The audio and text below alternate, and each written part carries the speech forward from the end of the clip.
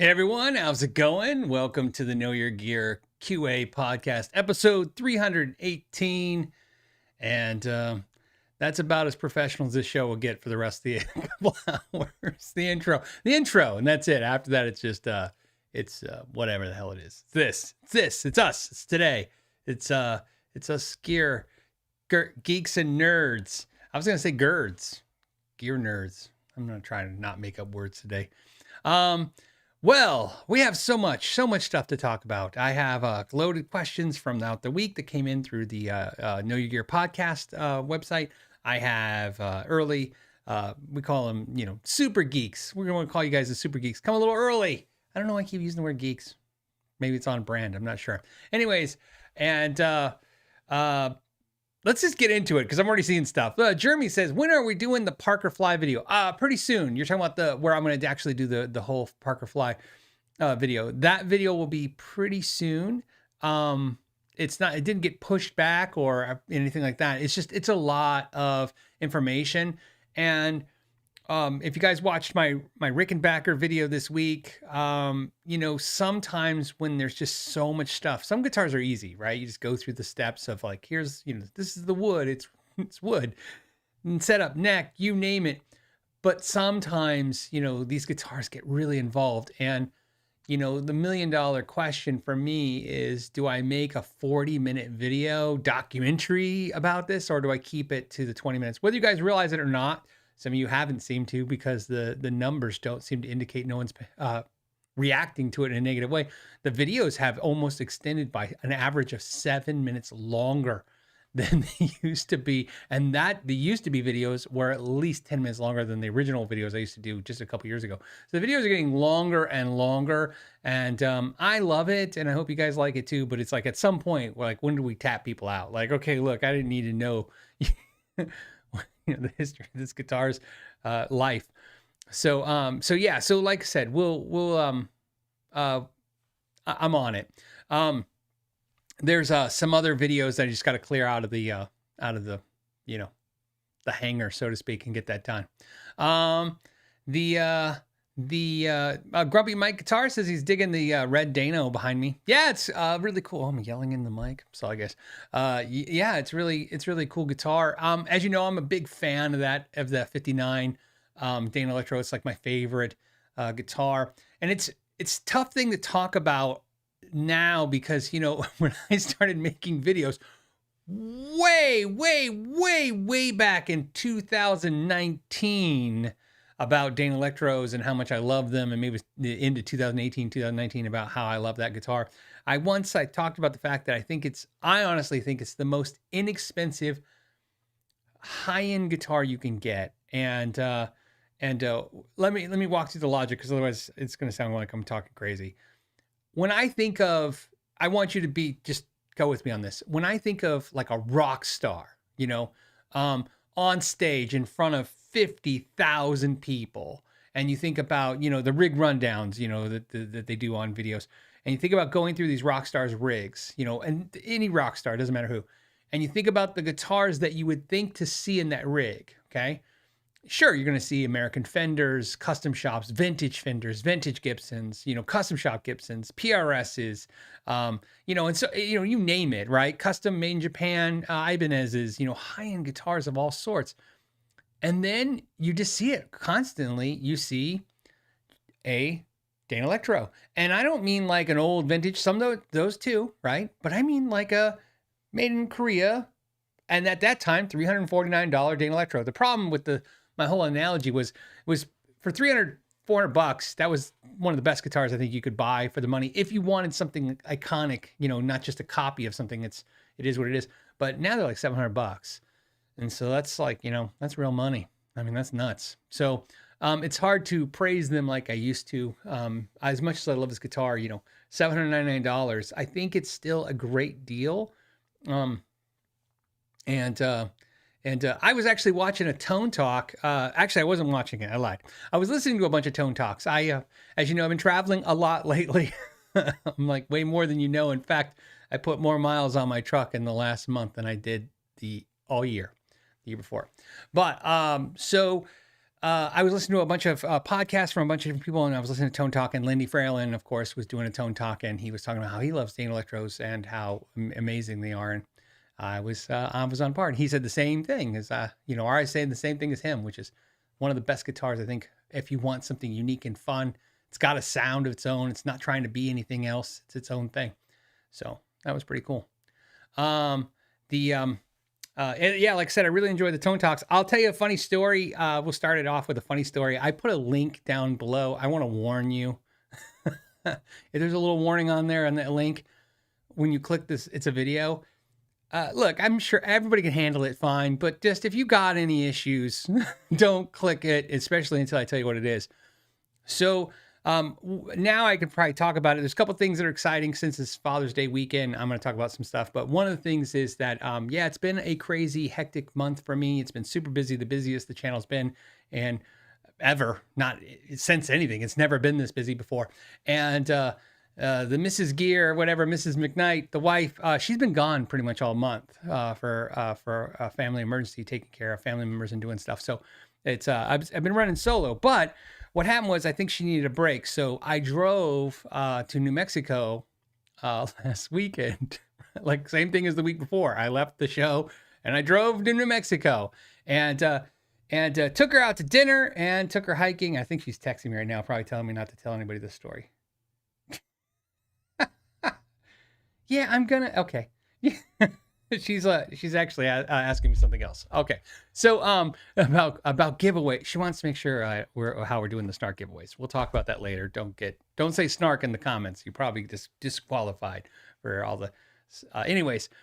So I took her to dinner and took her for a hike. Okay, so we've been hiking. My goal first is to lose my COVID weight. I have lost 22 pounds as of today, which is 2 pounds away from my COVID weight. What I mean by COVID weight is that's the weight I put on for COVID. I know. You guys are gonna put in the comments, don't lecture me. It was beer and donuts, and I'm not exaggerating. And that's what happens when you lock somebody up, depress the hell out of them, tell them the world's ending, and then give me DoorDash that can bring beer and donuts. And so yeah, I'm losing my COVID weight. Like I said, I got 2 more pounds to go, and then I'm just as fat as I was before COVID started. But I've been doing it by hiking and walking. And so we went for a hike. And this is why this is funny. We were doing this hike. It was like a 7-mile hike. And the first couple miles were very, normal. And then the last section, it gets a little bit more like in the hills, kind of real, right. You're really hiking for real. And we were walking and my wife almost stepped on a giant rattlesnake, and she stepped next to it. She didn't see it. In fact, she's never seen it. I saw it because I was behind her. The trail was so thin. We were walking single file, and because we were single file, we weren't talking. And that's a big thing if you don't know with snakes, especially rattlesnakes. You definitely want to make some noise. Let them know you're coming. They really don't want to be around you. In fact, that's what happened. She scared the hell out of it. She stepped next to it. It was huge.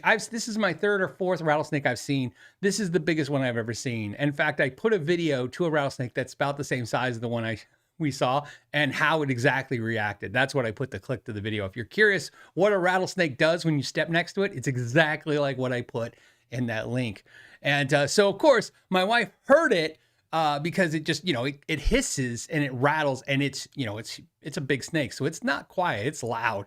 And she jumped away, and I went, apparently according to her, I don't remember what I said, but I said, that's a big effing snake. I didn't say effing.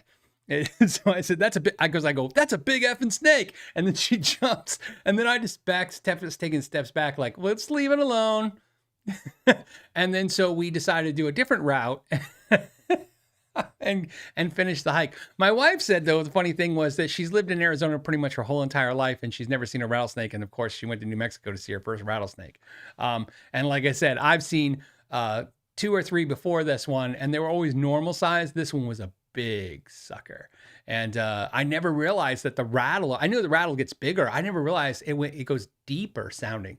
So like I've heard the medium ones. Medium ones about the circle of a quarter, right? 25-cent piece is about how big I've seen a lot of them. This one's more like a big silver dollar, or even bigger in diameter. And the rattler was like, instead of like they're usually fast. I can't make the sound. It's like, high. This was like, but it was fast. And of course it hisses at the same time, basically. So I just wanted to share with you. She says I've been dramatic about it all week. I told her, I said, yeah, it freaks me out. Although, in all fairness, I once took my wife to the Grand Canyon, and she was walking next to the cliff, and it was driving me nuts. I don't really do well on heights, and and I told her, I go, well, the snake was actually less scary than the Grand Canyon, because at least when I was freaking out about her on the edge of the Grand Canyon, she was standing there and she wouldn't come back. And at the snake, at least she got away from the snake. So I was like, I think I prefer the snake to Grand Canyon. Long story short, yeah, that's the story. I don't know why I'm sharing it. I think I just, like I said, I've been talking about it all week. So rattling in B flat, somebody says, yeah, it was was interesting. Like I said, if you want to, I'm not making it up. If you click that little video, it's like 13 seconds long. It's just a snake reacting to somebody getting near it. That's exactly what it was like. Exactly. Except for in real life.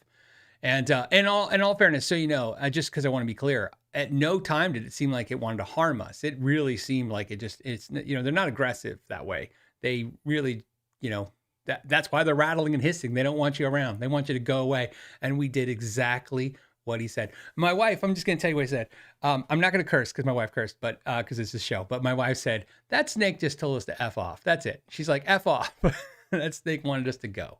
So we did. Okay, we probably should talk about guitars. Unless they're snakeskin guitars, and we can talk about that.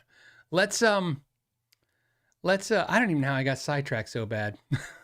So, okay, let's do this one. This one's from Matthew, who says, hey, Phil, our Sire and Eart guitars, whatever the hell we want to call them, Eart guitars, Eart guitars, Eart, whatever, guitars, on the level of made in Mexico and American Fenders. And so we're going to say on the level as quality craftsmanship, obviously as a value proposition. They're great value for what you get. I mean, it's a lot of guitar if you go Sire or you go Eart, but I mean, it's not, I mean, they're better. They're better in the quality. I think when made in Mexico, as you know, as I really praise those guitars, when made in Mexico and American Fenders are right, they are just amazing. I mean, that's what it is. And I think overall, as like I said, I've been talking about some of the issues you keep seeing with Fender guitars lately over the last couple of years. Even with those issues, that almost all can be corrected afterwards. It just sucks that you have to do it. Yes. So if we're talking about, so let me put it this way. Based on recent experience in the last couple of years, reviewing all these guitars, putting hands on, hundreds of guitars and stuff, what I want to tell you is, if you asked me, what do I predict would come out of the box from, let's say, a Sweetwater as playable and good, I would say the Sire would outperform the made in Mexico and Fenders as a out-of-the-box performance instrument, if I was going to bet, right? Eart as well, I would say that they will come out of the box as well, maybe not better than those guitars in the way that they play and perform out of the box. With a setup, with some time, like if a technician, was to go through those guitars, I think the made in Mexico and Fenders would be a better product all the way around. And I keep in mind, it's such a minor amount. Like this is where I'm like, I don't know. And made in Mexico drives it better than Sire's, 1% maybe better. And then we could argue that the Sire is better because, again, it's going to have some features too. But just telling you from the ones I've experienced and one of stuff. I'll tell you also, if you watch through all the reviews I've done, as you know, I kind of do the play it where it lands. However the guitar comes is how we talk about it and show it. I mean, the Sires and Earts have outperformed the Fenders consistently on the channel. So, but if I was to, set up those Fenders, I think then they're on par. So, I don't know. I think you should buy it's always about buying what you want. But now, in all fairness, if you were to ask me, because I try to kind of think of all the angles these questions could help somebody. If you were to ask me, what would I want out of those four guitars? Obviously American Fenders, iconic. I have American Fenders. I have made in Mexico Fenders, and I have obviously custom shop Fenders. Out of Eart or Eart guitar, Sire, a made in Mexico or American Fender, I would always pick the American Fender because obviously it's just iconic and it's a cool guitar. But like, I would probably in order, here's how I would pick those guitars. If I was going to, you know, like if somebody was like, hey, I'll give you one. I'd take the American Fender, then the made in Mexico. But so you know, it's only for the value proposition. If it was just the quality, how it plays and how it sounds, I'd pick the Mexican one just as easy as the American one, but for a value proposition. And then it would be the Sire and then the Eart last. And again, none of those guitars are a loser in that 4. It's just, that's the order in which I would take them. I'd like to put my hands on more Sires. I think that's a guitar I'd like to see more on the channel. So,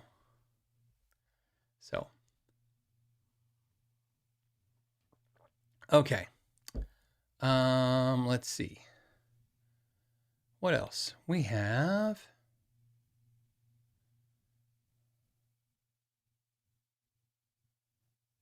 I don't know, you guys. I don't know what you guys are talking about. Yeah, TR says the Eart has stainless steel frets. Now, stainless steel frets are not something I prioritize. So you know, it's not something I go. My favorite frets for quality and sound are the EVO Golds. I think they sound amazing. I don't know why. I don't know what it is about them. I think they feel glossy and smooth like stainless steel, but they sound better. If I was going to say such a thing exists, is the tone of a fret. But I like stainless steel, obviously I like stainless steel for the quality concept of it's like, hey, it's going to take a beating, but you got to understand, I'm not a pro level guitar player touring the world. Stainless steel frets, like a lot of people put a lot of like, hey, stainless steel frets, you know, if it's not stainless steel frets, I get it a lot. You get it a lot in videos. All YouTube channels get it a lot. Like, oh, I can't believe for that price I don't have stainless steel frets. To be honest with you, if you're not playing that one guitar all the time with the same kinds of chords or patterns, because it's not even about playing the guitar all the time. You have to really play the same things to wear frets in. You know, you don't, that's why I told you, it's very rare. I've set up so many thousands of guitars and refretted thousands of guitars over, you know, last couple of decades. I can tell you from experience, in my experience, not all experiences, but in my experience, who's wearing out frets. It's gigging musicians who play the same things 2 to 3 times a week. And 2 to 3 times a week is actually not accurate. It's how many hours. So like if you're playing 1-4-5 patterns for 2 to 4 hours, 3 times a week, you're going to get a refret within a year to 2 years. Easy. If you're a hobbyist guitar player, but you can really play the crap out of the guitar and you're always learning like the next Dream Theater song, and then you're learning, you know, a blues song, you're really not going to wear the frets out. Even though you're putting in lots of players, you're just all over the place. Again, it's those repetition of just hitting the same spots on those frets. I mean, it's metal against metal, right? So just think about that. And stainless steel, you really got to like, I mean, you know, if you want stainless steel because it lasts, I mean, I think that makes sense, but I'm going to just be frank with you guys. There's, out of all you guys probably hanging out or watching this live and, or not live, but the rebroadcast, I'd be lying if I thought half of you could wear out frets because the majority of you guys are going to have a bunch of guitars with stats. We know people that watch kind of YouTube channels are into guitars. They're going to have a lot of guitars. If you have a bunch of guitars and you're cycling them, and then of course you're only playing 5 to 10 hours a week, you're not wearing through frets. And if you are, you're doing something really weird. In fact, so you know, if frets are such a thing to worry about, so you know, like, man, I just don't want to wear out the frets. Changing your strings will fix the problem. So here's why I'm going to say that. Somebody right now, because I try to think about this when we talk, somebody's going to say like, I don't know what you're talking about, Phil. I burn through my nickel frets like they're nothing. You know, if you use those really fancy NYXL strings, if you use those new fancy steel strings that they have out there's all these companies that are making stainless steel strings, and of course all kinds of hard material strings that they like to make, right? That sound brighter and last longer. Let me tell you, if your string lasts longer, your frets don't. That's just how that's going to work. That's just sciencing 2 pieces of metals that come together, right? So in other words, if you put a NYXL, I'm just using that for example. If you put an NYXL string on your guitar, you will eat into your frets more so than you would if you were to use a standard nickel wrapped string or even a pure nickel string, for sure. So if it's something that you're really concerned about, you never want to have to crown frets, you never want to have to replace frets, and you know you don't have stainless steel, put pure nickel strings on your guitar. You'll you'll wear through those strings. You'll have dents in your strings. You'll see them, play for about a week or two, and then look at them up close, right? And you'll see little dents in the string from the frets. Like I said, one's going to give and it will be the string before the fret. So there's ways that you can address that, like I said. And so every player is different. And that's why it's tough when I do these like single answer questions. That's why I try to dive into like different players that have different problems. That's something I would consider, all that stuff. But all that being said, I agree with you guys. If stainless steel is an option, I want it, right? I mean, if given the same price, and if somebody offered me a guitar with stainless steel and nickel frets or EVOs, I'd take the EVOs. But out of the stainless steel and nickel, I would always pick the stainless steel because it lasts longer and it's a better value if I'm paying the same. But would I pay more for stainless steel strings for the same guitar? And I mean not pay more because it's the only option that comes in. No, like a Fender offered a American Standard Strat with nickel frets for whatever, $1,500, and then for $150 and with stainless steel more, $150 more stainless steel, I wouldn't pick it. I wouldn't care.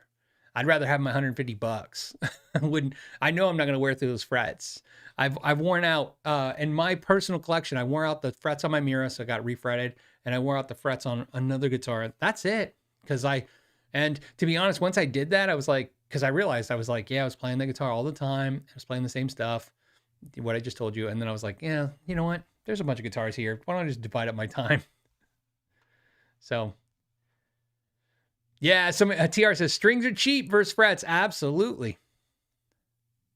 So, but yes. And so you guys know that I don't use any of those like stainless steel type strings unless, of course, I have stainless steel frets. The only exception is bass guitars. I'll put stainless steel strings on a bass guitar. Let's see. Robert Purdy says, hey, I was told my GX, he's talking about his Badlands GX Lefty, it will be shipping probably on the 20th. Probably. I would say that's right. I think they shipped some Badlands today. That's what I was told was happening. What I do know is he might even be listening right now. Let's see, what time is it? 3:30 Arizona time. You might be listening. Nathan is currently probably in traffic or there picking up 3 prototypes and bringing them to Arizona. So thank you again, Nathan. I appreciate it. I have your gas money. I don't yet, but I'll have it.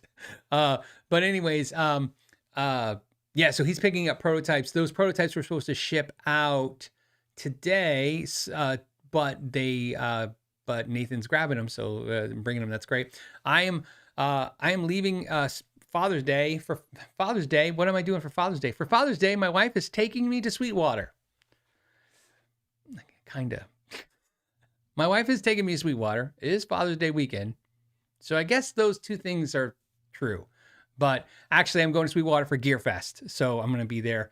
And my wife is taking me to Gear Fest because, I don't know. So that's so I'm going to say that's what I'm doing for Father's Day. My wife's taking me to Gear Fest because let me tell you, she's probably going to love it. So.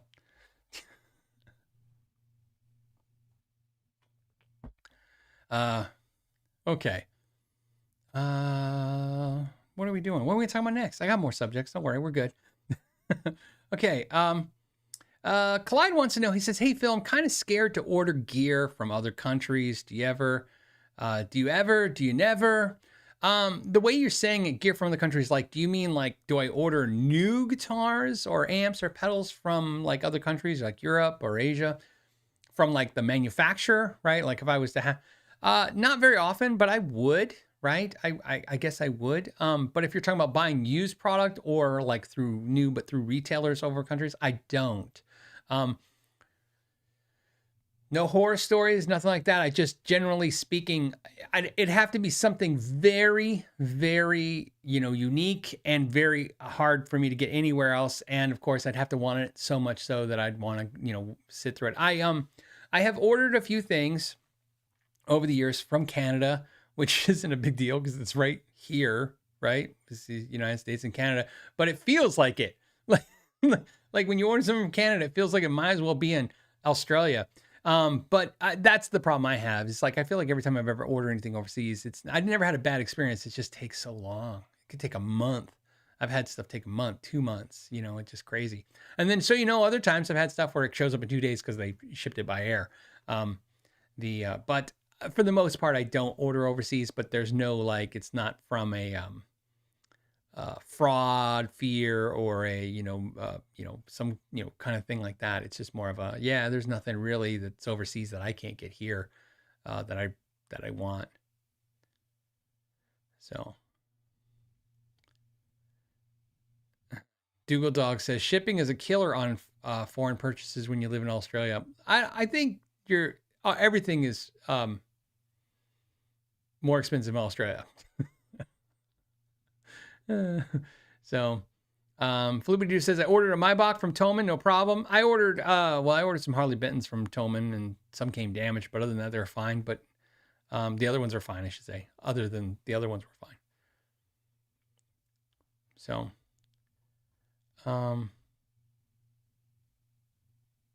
okay.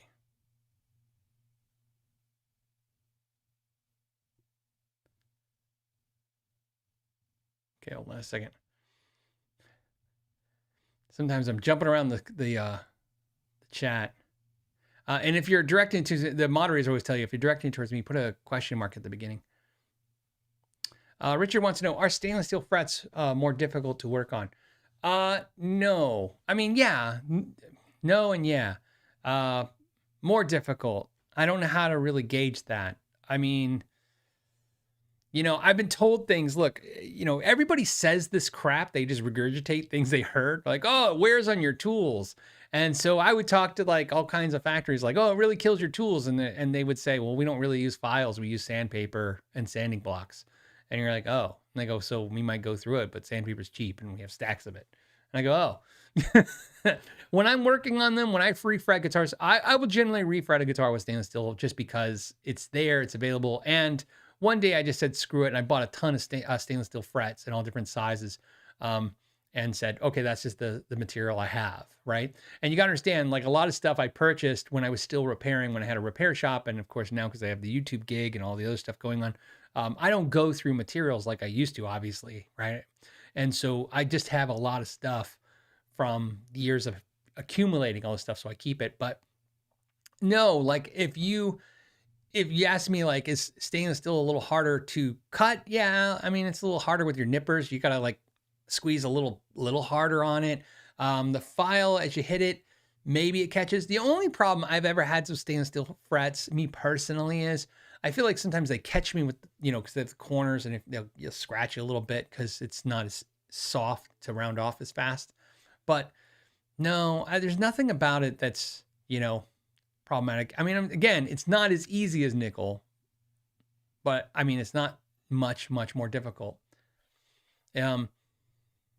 So think about the argument for stainless or nickel and stainless steel is the same argument for why you would want to use like basswood over mahogany or not want to do a Paduke body, right? Some woods are more dense and hard and they're pain in the ass to sand, right? And pain in the ass to cut. And so, I mean, easier is always nicer when you're working on stuff, but it's not so much harder that you would go, no, I got to retool. In fact, I get asked that a lot of times when I'm doing the deep dives, like, oh, do you have to use special tools? You don't use any special tools.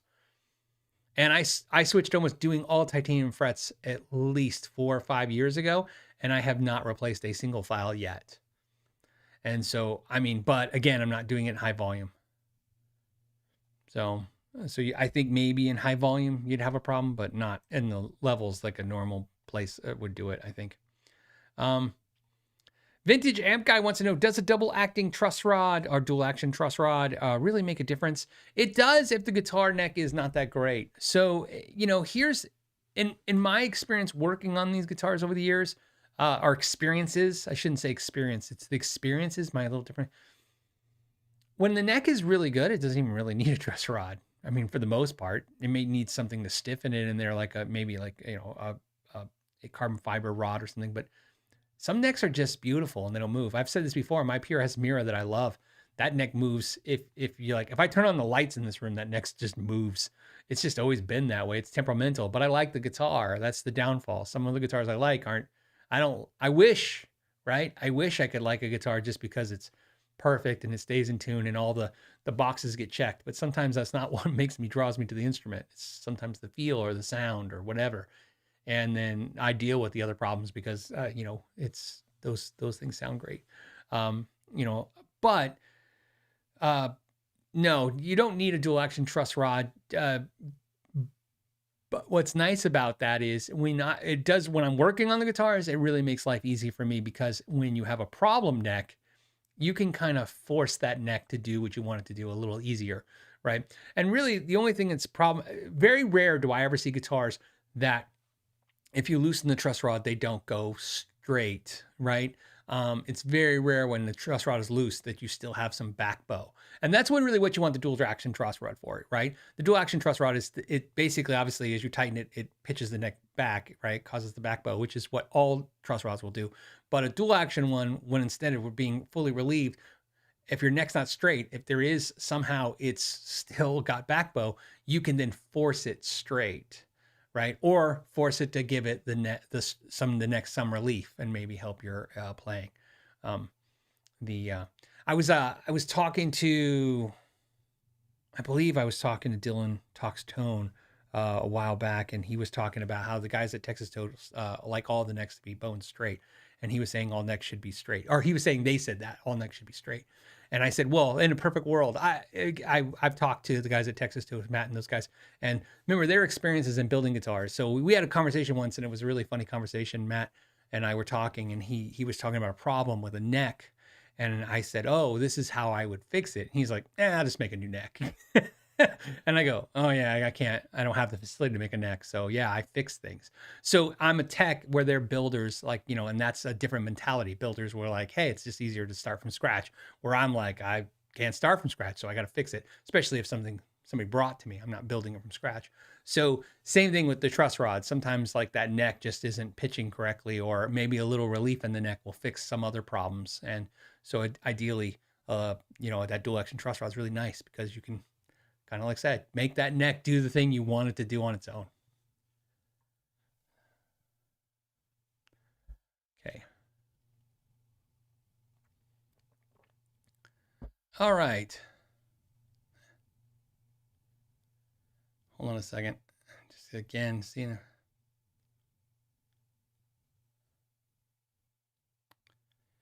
Clyde, I just want to say I don't know the answer. He was like, I was talking about ordering used gear from, let's say, Mexico. Are there hidden fees or duties? I don't know. I've paid duties. I've paid duties in the past, but it's always been small amounts. Like I've paid like when I got my Framus, I think Framus, there was like a $50, some kind of tax or duty on that. But I'm so removed from it, to be honest with you. Like I said, I don't order a lot of stuff overseas. And to be honest with you, even I've had stuff shipped to me from Mexico, from Brazil, from Canada, from Germany, from England, Japan, as a YouTuber, which means they were sending that stuff and I wasn't paying anything, right? They were just sending stuff either for me to borrow it or keep it. So I didn't have to deal with it. And they zeroed out, and they seem to pay the duties, because I always wonder about that. Because that's, so I've always paid attention, because I'm like, oh, they're going to send me this guitar, but am I going to have to pay duties on it, even though I didn't have to pay for the guitar? And I never seem to have to. So yeah. Somebody will probably have you fill you in on that. And that's what's great about this. That's why I want to have the conversation. See, sometimes I don't have the answers, but you look right to the screen and there's a couple people. And I like to go off the majority rules concept. If you get a couple people saying the same thing, that's pretty good, right? They at least lead you down somewhere down the right road. Let's see. Jonathan says, hey, Phil, thanks for all the time you put into the videos. Thank you for saying that, by the way. I'm having a hard time finding guitars I like, because I really like guitars 10 plus pounds. Am I crazy? I don't know why you're having a hard time. That seems to be the easiest thing. 10 pounds maybe is tough. I mean, usually the guitars are going to be the 8 to 9 pounds, just kind of sitting there right away. Am I crazy? I feel like I'm alone in this opinion. Well, you're not alone. George Lynch likes heavy guitars, man. He liked the, he was working out with those damn things, I think, if you... a lot of people, most guitars are heavier, not 10 pounds. I know I always talk about guitars being light because I want guitars to be light. I've said this before. The light guitar thing for me was, and I'll tell the story because I've told it so many times, but I'll tell it again because you never know. New audience members sometimes from time to time. I had a rep at my store who sold Ampeg and a bunch of other brands. And he only had green guitars. And one time I think I was at his house and he had like 11 guitars and they were all green. And I thought, that's, you must really like green, man. And he said, no, I go to guitar stores across the country every week and dude, there's a guitar you want in every store. And he goes, so I just told myself one day, I'm only going to buy, he likes green, but he goes, I'm only going to buy green guitars because green is the rarest color. I learned when you go into stores and you just never see green. And, which is true. The colors you see the most in stores are going to be black, then red, then white, but green isn't really as popular. So when he told me that, I thought, hey, that's really cool idea because I find the same thing. When you had the store, guitars come in every day and you're like, I think I should keep this one. And the next day you're like, I think I should keep this one. Right. And remember, you can't make money if you're doing your own drugs, right? You got to sell this stuff. So I didn't just pick a color, I picked a weight because that's what I realized. Like very few guitars are light. So that's why I'm focused on the weight of a guitar. What I learned the hard way is that when you focus on having all your guitars be light, like 7 pounds, like me, every guitar is 7 pounds or lighter, 7.5 being on the high end of that, then everything starts feeling heavy. So that's what makes it worse because you play a guitar, like my new PRS is 6.5 pounds. So you're playing it, you put it down, and if you pick up a 10 pounder, it just feels ridiculous, right? So it's not that I don't like heavy guitars. It's just, like I said, I did that for I needed a filtering system to slow me down, kind of like, think about what it takes now to buy a guitar for me. I have to, and it helps me online because most of the people on Reverb won't list the weight. And if you email them, they won't list the weight. They won't respond to you. So think of how many times I could say, at least, no exaggeration, 50 guitars a year I probably wanted, right? That's one a week almost, but I couldn't buy because I can't get the information on how much it weighs. So that one criteria slows me down, right? Just like, okay, yeah, I want it. It's the perfect color. It's the right year. It's everything I wanted. But is it 7.5 pounds? And they're like 8.5. I'm like, I'm going to wait, and so it's just more of a filtering process. If all my guitars were all heavier, I wouldn't really care, to be honest with you. So, now that's the only slight thing is I threw my shoulder out. So my shoulder's been a little janky. So, I had to go to physical therapy and stuff. So, better now, but right now I'm kind of appreciating that some of the guitars aren't heavy. But other than that,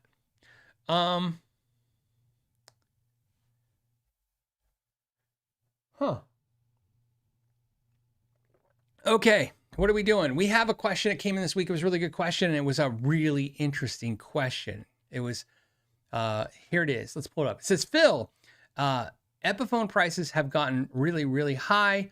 That means that Epiphone is leaving the Squier market and entering the Fender made in Mexico market. Is that what you think they're doing? So the essence of that question is he's asking, because we talked about a couple weeks ago about some of the new Epiphones being $1,500. So this was a question that I thought was interesting, right? It's Epiphones and Squiers. I mean, think about this. When you say Epiphone, you think Squier. When you think Squier, you think Epiphone. I mean, they're different guitars, just like Fender Gibson, but when you think Fender Gibson, you think Epiphone Squier. And I thought, yeah, that's really interesting. And then I did this. I'm going to share it with you guys. So let's go here. Move this around. There you go. We're at the Sweetwater thing here. We're going to go to guitars. Let's go electric guitars. And here's what's interesting. Go to solid body because obviously we want to stay with the hollow bodies for now. Let's go to Epiphone. And when I think made in Mexico's, I'm thinking $750 to $1,000. And there are 29 guitars in that price point. And to be honest with you, they're made in Mexico's that are $1,200. So let's actually add that back in because there's made in Mexico's. So you have currently at Sweetwater 45 Epiphone guitars between the price of $750 and $1,500. I want to do this price by low to high. I'm curious. Let's filter here again. There's not even any $750 guitars. There's $800. So $800. This is Fender territory, right? I mean, I know the Squiers have come up. We'll take a look at the Squiers too. But when I think $800, when I think $900, when I think $1,000, I'm thinking made in Mexico. I'm not thinking Squier, right? So that's quite a few. Now, don't get me wrong. There are still Epiphones, of course, priced in. Let's go into the Squier range. But this is really what I want to do. I want to go here. And so you don't know, I roughed this out in my head because I wanted to see if I was even close to, but I didn't want to like prefab do this kind of looking at this. So what I want to do now is I want to look at Squiers, and I want to see, where's the Squier at? There it is. Okay, so it's 158 Squiers, and I want to price them. Let's do, oh, their highest tiers. Okay, so they have 3 between $500 and $750. So there you go. That tells you a lot right there. There's 89 between $300 and $500. So this is really what I want to see. So there's 89 Squiers priced between $350 and $500. What about Epiphones? Oh, why did it click Jackson? Get out of the Jacksons. Back to Epiphone. Okay, Epiphones between $350. There's 24. So, I mean, I see where Epiphone is still in the price points of Squier, right? I mean, I don't ever think Epiphone had as many product lines as Squier, right? I mean, Squier has about double in the same price point, but man, has Epiphone really, really been punching up. Now, there's more to the question I didn't allude to. I'm going to come back here. Let me go back to his question.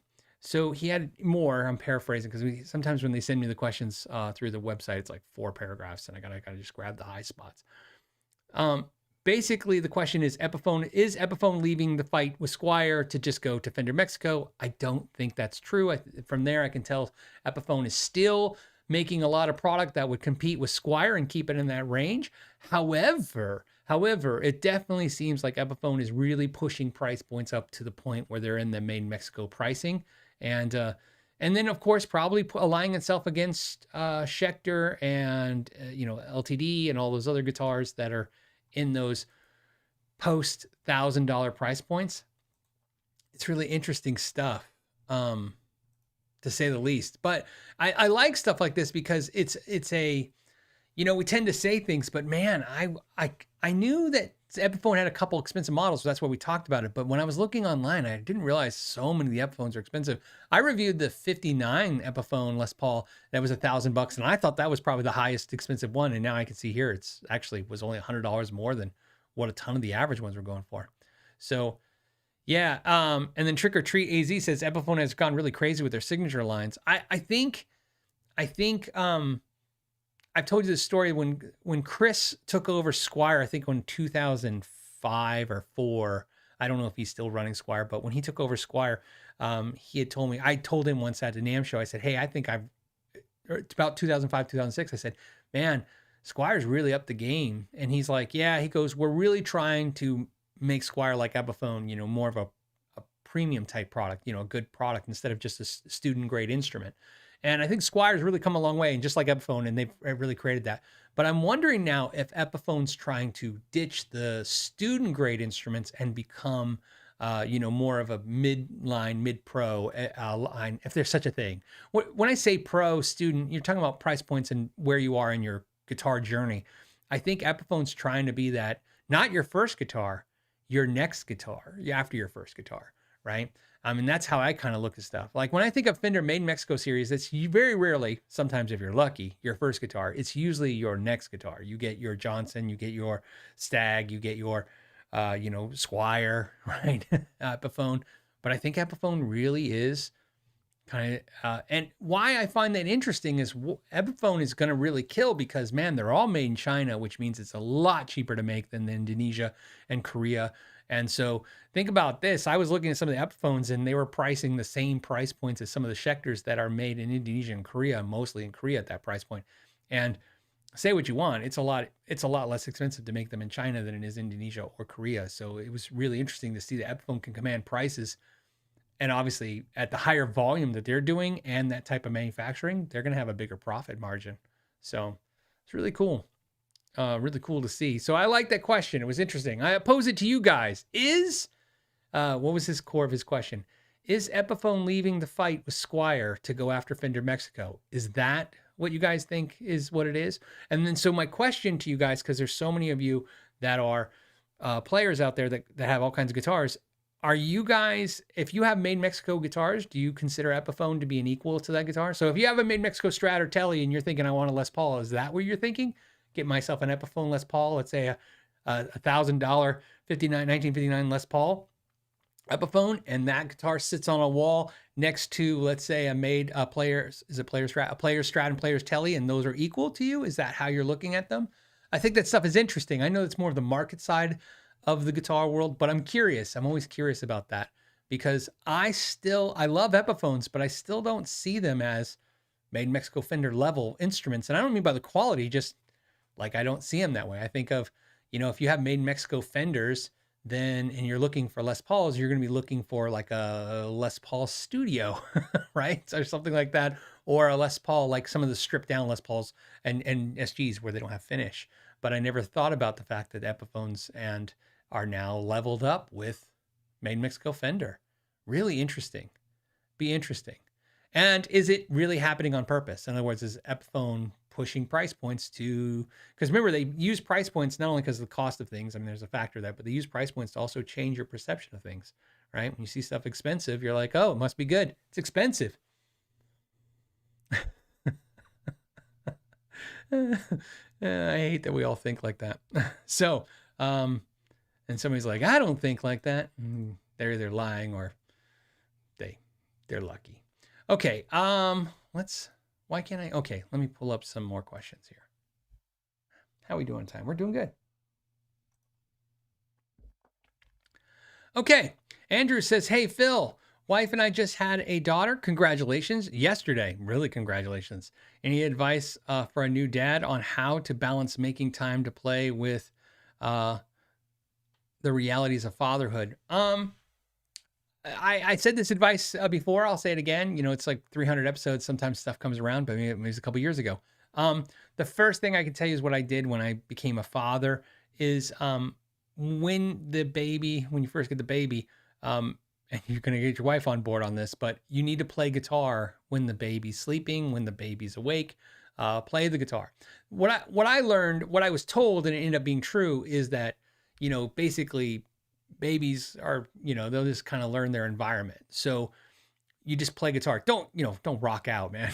But you understand, just play guitar. I would just strum guitars and play. And I'd play guitars. I'd play guitars when my son was awake and when he would go to sleep, and, try not to disturb him, but I would always play. And it's because you don't want the sound of you playing guitar to be so shocking that they wake up or stop. So that's what I suggest you do. Like I said, but the easy part to do starting out is just make sure you play guitar when the baby's awake. And it helps. It's nice. And like I said, just be respectful of the volume levels. But for the most part, I'd either play acoustic, or if I plugged in an amp, it'd be very quiet, thinking like acoustic volume or lower. And just expose them to the music and just play all the time. So that's my advice. Also, make sure you don't stop playing guitar, because that's what happens to a lot of people when they become fathers or mothers. You got responsibilities now. You got a world you got to take care of, and that's fine. That's important. Do that, but also, don't. There's a ton of people here. As someone who's much older now, and there's a ton of players here that are older too watching. As older players would tell you, a lot of them will tell you that they regret. I unfortunately didn't have the problem, but a lot of them I talked to on the show, off the show, around the world, will tell you that they gapped 10, 15 years because they had kids and they didn't play guitar. And now they're empty nesters and they're coming back to it. And that's great. So you have that. But I would say be cautious, because here's what I will tell you when you're raising kids. Your kids are your world. They're my world. But you also have to, you know what I mean? You have to find these outlets. And if the outlet's guitar, that's what it is. If it's fishing, do that. You gotta, parenting's the toughest job you're ever going to do in the world. So make sure you are taking those breaks, man. Taking those mental breaks. It helps. And recharge. Be there when your kids are around, and then when they're not around, play guitar. Okay. Vim69 said, happy Father's Day. Thank you so much, Vims. I appreciate that. Let's see. Oh, Robert says Badlands was super cool about changing my shipping address to my dad's house in Utah. Looking forward to it. Yeah, I saw that. I don't get to see a whole lot of stuff. Luckily for me, Brian and Luca handle and Lewis too, but they all handle so much of that stuff. But every once in a while, I don't know why, either get copied on it or somehow I see it on maybe the website directs emails to me and I get to see it. I don't interact. I just like watch what they're doing. And I saw them communicate with you and I saw them take care of you. And I was like, oh, really cool. In fact, so Robert, just to their credit, they were taking care of you. But when I read what your request was, I was going to type like, hey, Robert's a patron. He's a viewer on my channel. Can we make sure we take care of him? And then before I could even do that, they were like, we're going to take care of you. I'm like, oh, good. So yeah, thank you for doing the super chat to me. They kind of really deserve it. Maybe I'll buy them a beer or a coffee. I see everything twice. Says, hey Phil, I recently got a Rectoverb 25 and I'm surprised how much I like it. It's a great amp. It's one of my, I want to say small amplifiers. Rectoverb 25 is probably one of my top 20 amps, my favorite amps. Okay, it says, as a late 90s kid, I didn't realize the rectifier is the sound in my head. Thanks for all the great content. That's why I love it. Metallica used rectifiers. I know it's not the Rectoverb, but Bowling for Soup, huge. Same thing. Tremonti, when I think of bands I love, they play rectifiers. And there's this thing that rectifiers do that I can't stand, that people talk about it all the time, where it gets flubby and kind of bassy and it just doesn't real tight. And you can use a tube screamer just like a 6505, I guess, to tighten it up and stuff. The Rectoverb 25 doesn't do that. So like I did, so to give you, some input, I see everything twice. So, Rectoverb 25, I did the gear math. As you know, the gear math is like, if this sounds good, then more expensive is better. And I was like, man, you can pick up a 50 watt Rectoverb for less than a Rectoverb 25. And even though I think the Rectoverb 25 is a dual rectifier, and then the Rectoverb 50 watts, single rectifier, let's not talk about that. But I thought, I'll get the pro level one and it'll be better. And it wasn't. It was that bassy, flubby thing. I think the Rectoverb 25 is actually, I like it more than the Rectoverb. Because here's why. I think the Rectoverb and the rectifier sound amazing turned up. And that's the problem with Mesa for me, is like, man, I can't crank a 100 watt head to where it needs to be to sound good. And if you attenuate it, it's not the same. It's just not the same. So, but yeah, I'm glad you like it. I really like that amp too. The Smelly Cat's Jazz says, you're out here being a bad influence. Oh no, what'd I do? He says, I was window shopping for a Danelecto Mini DC, and guess whose glowing review was at the top of my YouTube results. And I ordered an old deluxe for the shreddy neck. Yeah, like I said, if you're coming here to get talked out of buying things, you're in the wrong place. Like I said, I do see it from time to time. People wouldn't think, hey, thanks, Phil. You pointed out a couple things, and now I'm going to hold off on that. But look, I think I always tell you this. Nothing teaches you more than this particular thing that happened, which was Sweetwater sponsored a video of mine. It's when I went through my collection of guitars. As you guys know, I didn't want to do it. I never did it for years. In fact, I never really did it a full thing for that one. I was like, I don't like show and tell. That's not really what my channel is about. That's why I don't enjoy Instagram. I can't figure out how to be successful on Instagram if you're not just like, look at me, right? And it's not my thing. I like sharing things I learned with people, or sharing something with people. That's my thing, sharing. Like if you come to my house, I'm like, you got to try this. It's so good. Try this food, try this thing. Like, I'm a sharer, right? So I like to share experience. Or if I see a great movie, it's like, you got to watch it. I can't help it. It's like, I'm not happy until someone else has the experience I had. So same thing with videos. I want to share the gear with you guys. But Sweetwater, they were like, hey, why don't you do your gear collection as a video? We'll sponsor it. And like I said, they offered me money to just basically show my guitars. And I was like, it's one of those things like, well, that's the easiest video I can make. I don't have to play. I don't have to edit. I don't have to do anything. Really? All right, I'll do it. And then I told him, I said, the only problem is I don't have that many guitars from you, if any. Actually, at that time I had 0. Now I have bought a few from them. But, and I said, and half my guitars, if not more, you guys don't even sell. And they're like, it doesn't matter. And they were right. That video is still one of the highest affiliate links I've seen. People clicked it and bought all kinds of stuff that had nothing to do with the stuff I was showing. So yeah, I understand, man. We're, that's why this should be our meeting to talk ourselves out of stuff, but the Friday show is really to talk ourselves into more stuff. Speaking of which, you know, think about this. I've been burnt out on pedals for a while. I've been talking about how I got rid of tons of pedals. I said I was down to 30. I was probably more closer down to 20. Just not into pedals anymore. And a pedal company reached out. It was like one of 5 companies that reached out. And I think I don't know why, guys. I'm just really $300 pedaled out. I'm just exhausted from it. They're great. I plug in and I go, well, that's really great. But it's just sitting on a shelf somewhere. It's just killing me, right? There's just, like I said, I can't, you know, I can't stare at it. Like at least a guitar, if I'm not using it, it's beautiful to look at. You know, if I'm playing, it's great.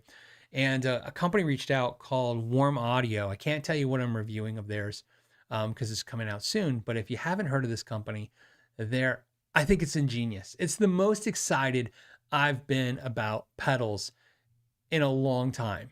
And it's not because they're better than anybody else. It's not because I'm like, oh, it's just because, you know, you need something to get excited about. And what they're doing, and I'm sure you guys watch tons of guitar channels and pedal channels, and you probably knew about these way ahead of me, but I didn't know. So Warm Audio, what they're doing is they're taking classic pedals that aren't made anymore and they're replicating them. And they're doing it in my favorite way, which is they look exactly like the real pedal and they're supposed to have the same innards, but you know, I'm not here to argue if they do or not, but that's what they claim. But more importantly, they sound fantastic and they're totally affordable, right? And why I liked it is like they have a Klon. It's like $179, but it looks just like the Klon. And they have a Zen Drive. You guys know that's one of my favorite pedals, and it looks exactly like the Zen Drive. And then they have the Fox Fuzz, and again, I think it has the orange fur on it. And then the ones they sent me are new ones you guys don't know about, but same thing in that vein. These are pedals that they're like, oh, no one's making these pedals anymore, so let's go ahead and do them. And so you know, as you guys know, what is it? It's Eastwood guitars, right? That's kind of their thing. Eastwood guitars, I've done some videos where they take guitars that aren't being made anymore, and they're like, we'll make them and we'll put them under the Eastwood name, and we'll make them look just like the guitar. So if they're not making a Mosrite anymore, let's just make a Mosrite, right? And I love it because instead of like a fake or a copy, it's a tribute. See, I think that's interesting because I like the idea of tribute things. For instance, and this is a perfect example, for years and years and years, no one really made Eddie Van Halen, you know, guitars like relic stripe guitars and stuff, right? So fans did it, right? And even fans made some and sold them because, again, it's not because they were trying to copy or cheat the main brand out of it. It's because, no, it's like it's a tribute. They're just making something that's inspired by the guitar, exactly like the guitar, but either way, it wasn't available for sale. So that's the same thing here. They're not just going, hey, this is our Tube Screamer and it's 1% better than every other Tube Screamer. This is like, hey, see, remember this, like, remember the Klon? Yeah, we'll just make that. We'll make it look like that. And so when you look at them, they look like the pedals. And then they sound fantastic and they're reasonably priced. And I just, like I said, I'm excited. It's I did the video and it was just a fun video. I don't know when it comes out. I think it's the end of the month. They obviously, so you might get a tidal wave of YouTubers on this. Like I've told you guys, if they're sending me product before it's coming out, companies, it means they probably had a bunch of the YouTubers do it too, but I don't know. But I can't wait to share it with you. I was really, really stoked. It's fun. And I think it comes through the video because I was just having so much damn fun. Even though, so you know, this is how to tell you how much fun I was having in that video. I think in the funny video will come across the whole time I was having fun, but actually I had a bunch of technical difficulties with one of the interface camera things, and it was a nightmare to make, but I had so much fun I didn't care. Brian says the Bad Monkey is 0.0001% better than everything. See, absolutely. Let's see. Jeff says, how is a tribute different than a copy? Many make Klon copies. To me, the difference is it's everything. A tribute, well, first of all, I mean, it's just, we're playing on words here, right? So let's just be clear. When I say tribute, first of all, a copy to me is like a Gibson, right? They make Gibsons and then somebody's making a guitar that's just like it. And that's a copy. Tributes to me sometimes are like, in my mindset, I'm not saying this is the actual technical definition. I'm just saying in my mindset, when I think of tribute, I mean like exactly what I said about Eastwood and stuff. So nobody's making the original anymore. So you're making one that looks like it and sounds like it. You know what I mean? You're trying to make it as close to possible. And of course, you can't put their name on it because obviously that's the copyright infringement right there, intellectual property. But you're just getting, you know what I mean? You're getting somebody close there. That's why I like that idea, like I said, because, and you'll see the two pedals that they're doing next are really cool ideas because, yeah, you can't get these two pedals anymore. And there you go. So it's really cool. That's the difference. And I understand we're splitting hairs on that and stuff, but like I said, that's why I like it. And I like that with guitars too. That's why I said, that's why I reviewed Eastwood too. And I think it's also the intent in my mind. I don't like somebody just trying to, kind of leech off another brand success, right? To me, it's like they don't make this anymore. People still want it. Let's just make it. And they do it in the, and this is the other thing too, and this has nothing to do with the term tribute, but this is why I said I got excited. The prices are super reasonable. Like, you know what I mean? There's no like, oh, we copied every detail of this pedal and ours are, I mean, you're talking about pedals like the Klon, there's a $5,000. You could easily charge $300 for that pedal.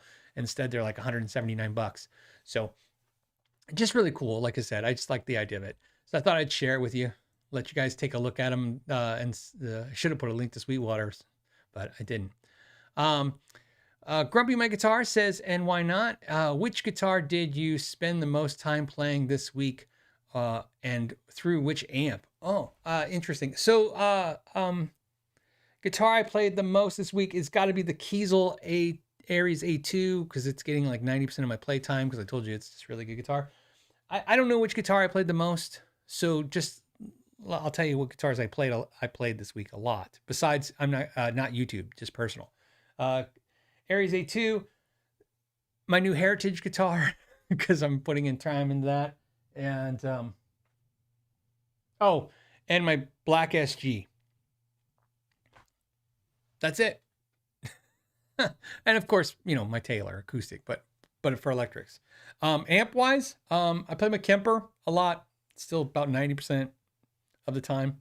And then when I wasn't playing through the Kemper, I was playing through the Tone King Imperial 2, or I was playing through the Fender Tone Master 65 Deluxe. And I've said this a long time ago. I don't know if you guys are like this. I'm a proximity player. I just made that up. See, it sounds like what? Everybody's like, what's that mean? No, I play whatever's next to me. Whatever amp's turned on and plugged in and ready to go, I'll just plug in that. So like I said, if I'm sitting somewhere else in the house or in the room and there's an amp over in that corner or this corner, I'll just go, I plug into whatever. Same with guitars. And that's probably why I was playing the Aries A2 so much, because it's literally on the hanger right next to the amp. So I just grab it. So I wish I had a better answer than that. It's just as simple as I play like whatever. It's just the most easiest thing to grab and play. Double Speak says, can you recommend a tube amp that's well-rounded, i.e. good for rock, metal, blues, doesn't need to excel in one area? I'm looking to move on from my first amp. Love the channel. I mean, I like the Mesa Boogie Mark 25, Mark 525. I think that does everything. It definitely does beautiful cleans, blues, rock. It's about as versatile as you can get. It's kind of on the pricier side. I can probably recommend some more affordable type amps, but I mean, besides, if you want modeling amps, but I'm thinking, you wanted a nice tube amp.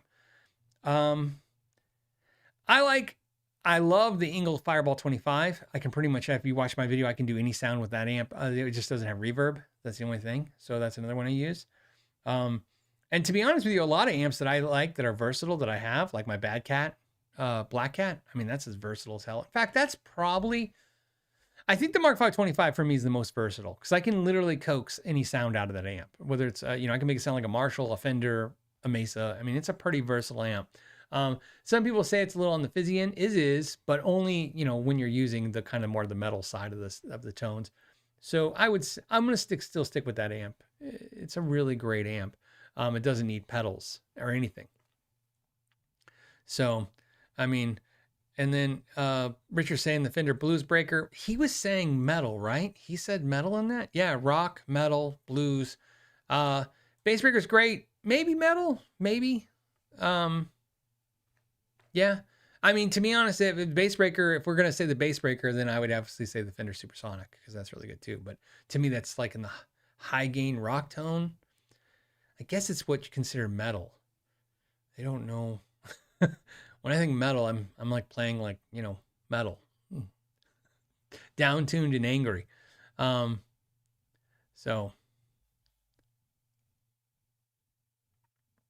yeah, a lot of people saying the Mark series. Richard says, what are the pros and cons of the Tone Master? I have a video, 10 reasons not to buy one and 10 reasons to buy one. You can watch that, Richard. And I stick with that. It's everything I said in that video is I still believe today. So, okay.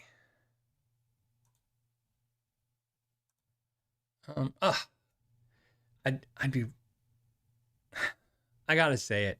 Another great amp, probably the most versatile, best sounding amp for every tone. Like if you want clean, that just is the best clean, and metal that sounds like 5150 Soldano on steroids, or if you want like a Marshall or a Marshall Plexitone, you want everything.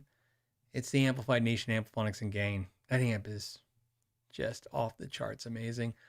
And it's got reverb. It's just super expensive. Sometimes I don't mention it because, I mean, in Australia, so you understand, the Amplifonics and Gain in Australia is $7.1 million, I think, if that's the exchange rate. I wish I was kidding. It's expensive here. It's going to be insane in Australia.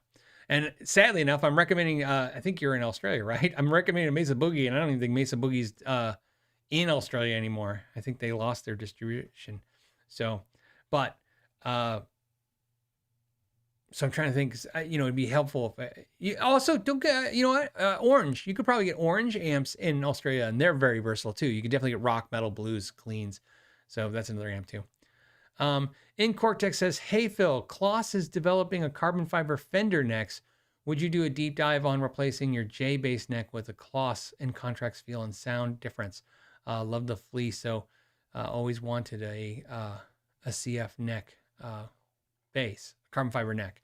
Yeah, I didn't know anything about it, but you know, if they're interested in sending one, I would do it. Those are kind of videos that, yeah, I'll do it. I think I'm interested in it too. It's kind of problematic because like I've done the aluminum necks and stuff, or other Illuminati and stuff, and you know, I have to buy everything. I have to buy a body and do all this stuff and shove it on there and make something out of it. But I would do it. It's good content and it's fun. I would do that. I remember back in the day, I had Mosrite necks on a couple of my basses and guitars. They were great. I don't know why I stopped playing them. They were great stuff. Moses. Did I say Mosrite? I think it's Moses next, right? Why am I saying Mosrite? It was Moses. I think that's what it was. I'm going off memory. Litbay says, hey, need an archtop bridge on an ES 125, 140 style guitar. Any idea who makes one that is compensated for the unwound G string? Prefer wood connecting to the strings, not metal. I don't know. You know, I don't know. That's like one of those things, like, to be honest with you, that's what I would search the internet for. But I'm sure if you're asking me,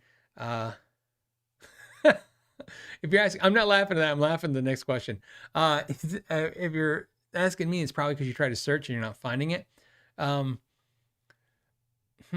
just don't know. This is one of the things, if anyone else has any connections or any knows anything, some of you guys find some of the coolest little spots. It's a lot of stuff I recommend sometimes because you guys recommend it to me and I have it in my mental bank for the next time.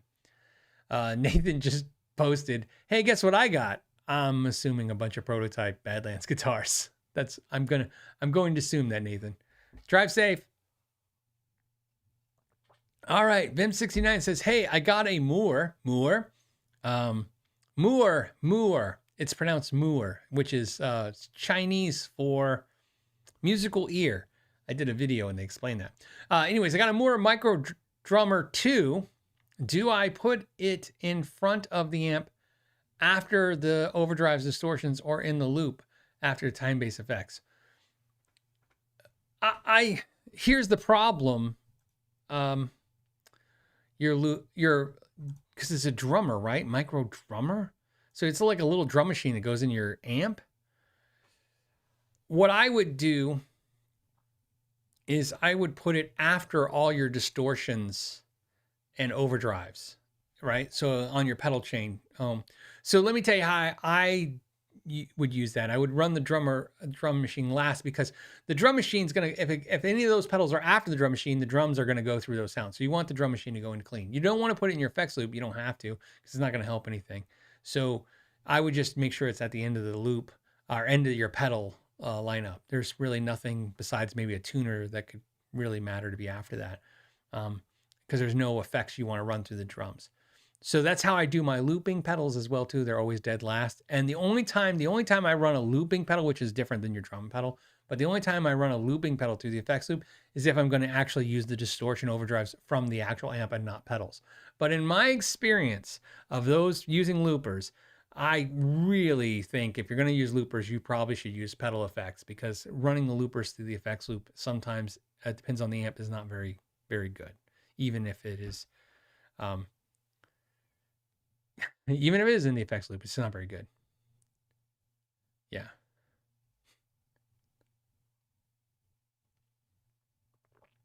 So, okay. All right. How are we doing? I think we're almost done. Let's see if we're probably going to do some giveaways though. Let's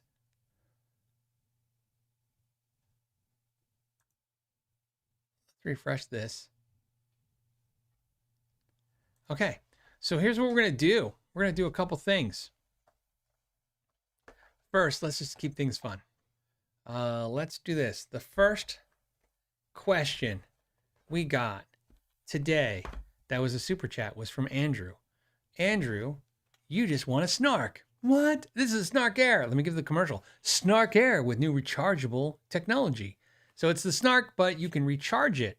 So Andrew, all you have to do is email us. Go to the Know Your Gear podcast website.com and contact us, and we will get to you and we'll ship you out one of these Snark Airs. Thank you for the first super chat question of the day. Now, the first question I grabbed today was Matthew Pearsall. I'm going to say that's correct. Pearsall for the Sire Eart question. That was the very first question I grabbed today. You, Matthew, just got a Snark Air. I think Snark Air sounds like it should be like Air Light, but it's got an airplane button on it. I don't know what the connection with that is. So maybe they'll have to explain it to me, but it's accurate and it's rechargeable and it's cool. So same thing. You just contact us at knowyourgearpodcast.com and whoops. I just lost all my screen. Okay. And we'll make sure you get a Snark Air. Okay. So there's two. We said we give away 4. Let's see what else we got to talk about. Rechargeable Snarks. Next thing you know, we'll be on Mars. That was Brian. It's true. We will. Snark technology, tuning technology will get us to Mars. I don't know why I find that funny. Okay, so all right. And like I said, if you're talking to me, put a question at the beginning. Lewis says, hey, Phil, whatever happened to the Sire S7 video? I never did it. That's what happened to it. I just never did it. It didn't get prioritized in the mix. And so that's what happens. Sometimes part of the problem I have is that, when I do these deep dive videos, the way it works is either I burn a bridge, right? I piss off the company and they never want to work with me again, or they want to work with me all the time. And so one of the things, and this is probably true with a lot of channels, so it happens to a lot of channels, but with me, my channel in particular, what I notice is that a ton of companies, they don't work with you, they don't want to work with you, that's fine. And then a ton of companies, though, this is where it gets good and bad, they want to work with you all the time. So they want you to do a video like every week of their product. And there's it's fatiguing, right? It's like, how many of the same brands type of guitars can I do? And so that's what I basically happens. I try to find something else. Like, obviously, look, I just did the Rickenbacker. That obviously I bought a Rickenbacker. I did it. I did the Schecter because, again, we weren't seeing Schecters on the channel. I wanted a Schecter. I bought a Schecter. To me, if I can't find, I would almost rather just buy the guitar and do the deep dive of something new and interesting for me and maybe for you guys than get another one of the same brands. Look, I have another Eart guitar here to do, and I've been pushing it off because I'm just like, how many Eart videos can I do?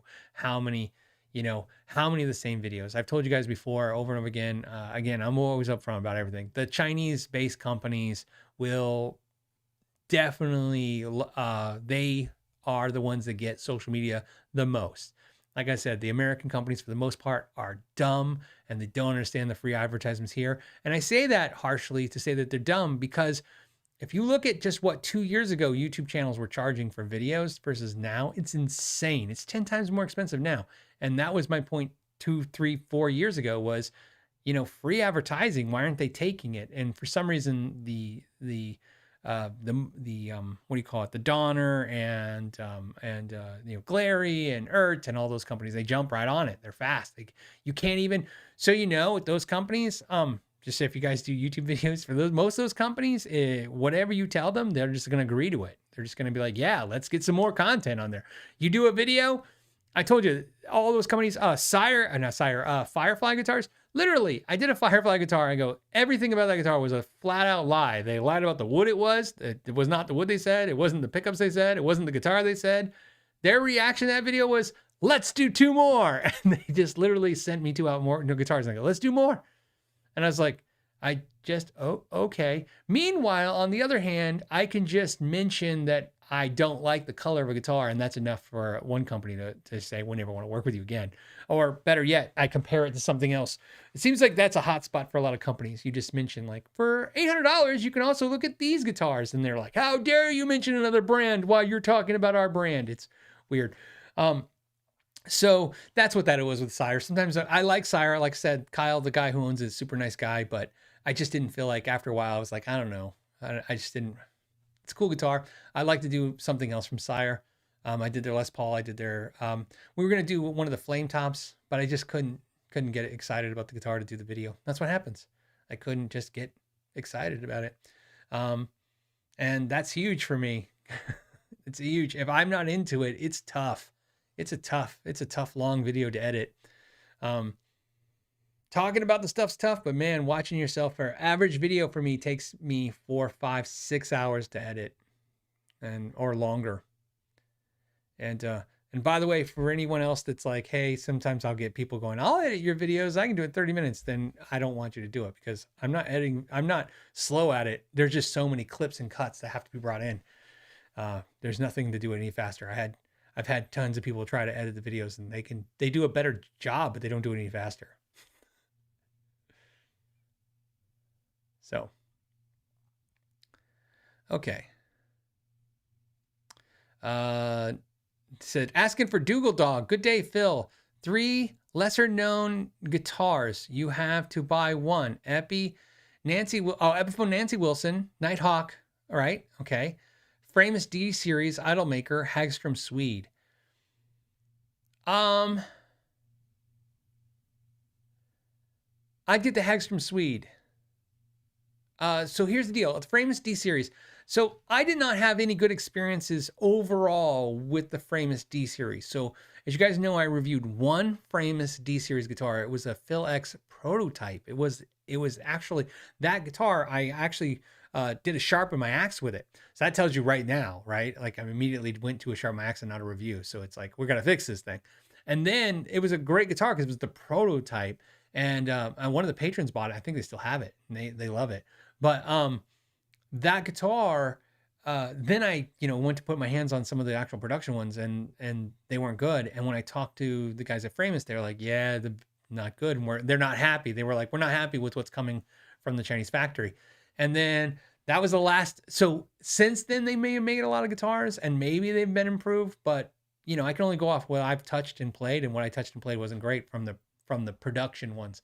So I'm not really, you know, excited to recommend a guitar that I've never had a good experience with, or, you know, that's actually it. Same thing with the Nancy Wilson Nighthawk. Never played one, so I wouldn't know what it feels like, how good or bad it is.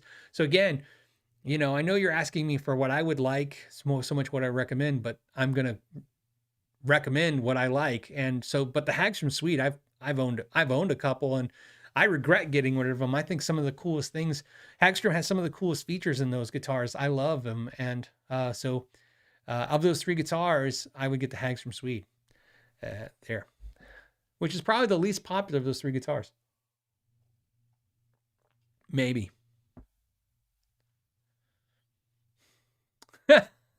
That is true. Nathan goes, Philix kissed Phil. Philix kissed me. He said, can he kiss me after he signed it? He did. He kisses me every time he sees me.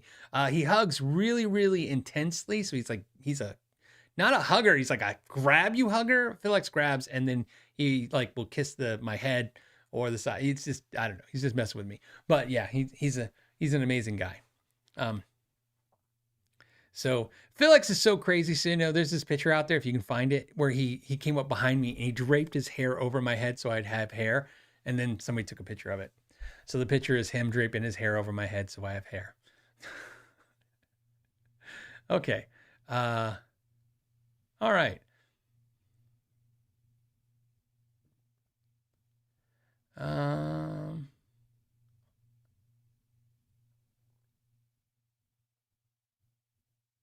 Hold on a second. Let's do one more. Okay.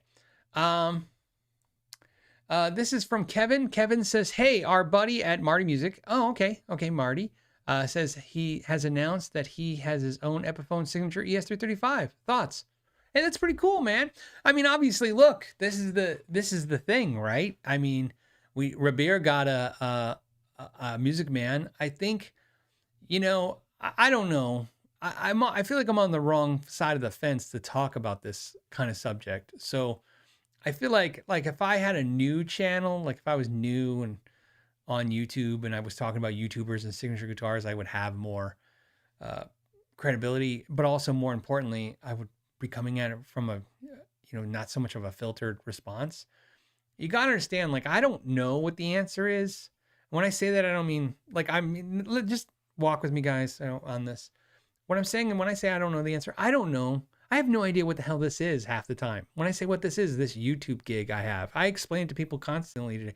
The plumber came to the house today, and I was telling him, because, you know, we were talking about guitars everywhere, and I was like, oh, I have a podcast. It's like a thing, right? So what I'm saying is, I think as a musician, it's such a clear-cut thing. I play music on a stage, and people buy my albums and they want to be me, and therefore and they want my guitar and they want what I have, you know, or my lifestyle, and therefore I'm going to make a signature guitar, and then musicians who are inspired by me or therefore just want to be like me will get this guitar. And then you have whatever this is that we do. And Marty is, so, you know, is one of the nicest guys ever in the history of guys. As you guys know, I went out, hung out with him for a week or so in San Diego. Super nice. And so then the question is, like, he has a signature guitar. Like, Rabir is an amazing musician, and he's a YouTuber. This is the whole argument, is like, do YouTubers deserve these signature guitars? And I don't know the answer. And I don't mean that, because like I said, I'm filtered because I am a YouTuber to some degree, right? I'm making content on YouTube to some volume. And then, but let me put it to you in the perspective, right? It's just funny that this happened recently in a weird conversation that I had with a manufacturer. Okay. I was talking to a manufacturer and I said passingly to them, a signature guitar, they were talking about signature guitars. And I said, I couldn't do a signature guitar. Who the hell would want a guitar? And they mentioned another big entity on YouTube, and they go, well, they have a signature guitar, and we have stats and we show that they sell less product than you on average. And I'm like, but if selling product is how I get to be a signature guitar, it seems weird to me. So that's what I said. This whole thing seems strange, but Marty deserves it. I think is really cool. And I think Rabir deserves it. And I think that's why I always say, I just don't know how. I think the reason I talk like this is because I know it's a point of the future is, okay, are YouTubers real things or is this not a real thing? I don't know anymore. So I don't know. But on the positive thing, Kevin, I am super stoked to hear that Marty has an Epiphone signature. You know, I'd be honest. I'd be honest. I am honest. I'd probably consider getting one because that's how much I like him. And then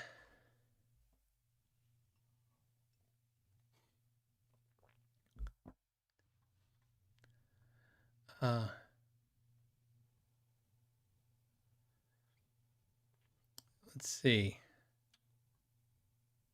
I have no idea. I'm like lost in nothing is real. It's a simulation. Oh, a Texas toe signature. No. So you know, I should probably don't sell yourself short. So I think I've told you guys this story. For those that are diehard viewers will understand what I'm talking about.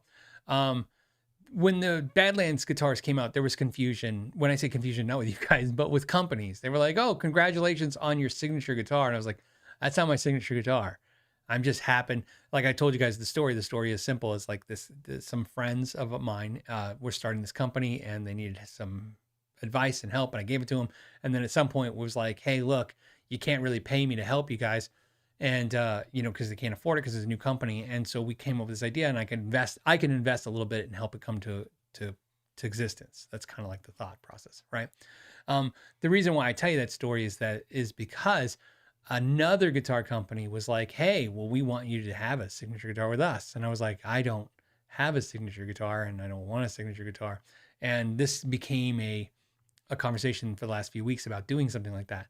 And my whole point is every time, and this is why I said it's interesting. I think with Marty, it's going to make sense because he makes instructional videos. He'll use the guitar every time. I'm always curious, like, how do you have a signature guitar if you don't play it all the time? So Derek says Rabir is an awesome player and a really nice guy. He is both those things. But that's my point. Rabir can play it on stage, right? So I just don't understand the concept. If I had a signature guitar, I'm just using me, I'm poking fun of me. If I had a signature guitar and then every video I'm not using it, doesn't that seem strange? And if I'm using it in every video, why the hell would you watch my videos? The whole point is to see new and interesting products and perspectives on them. So that's why I said I don't really know or understand this world that I'm in for some reason.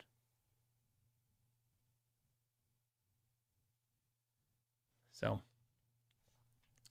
all right.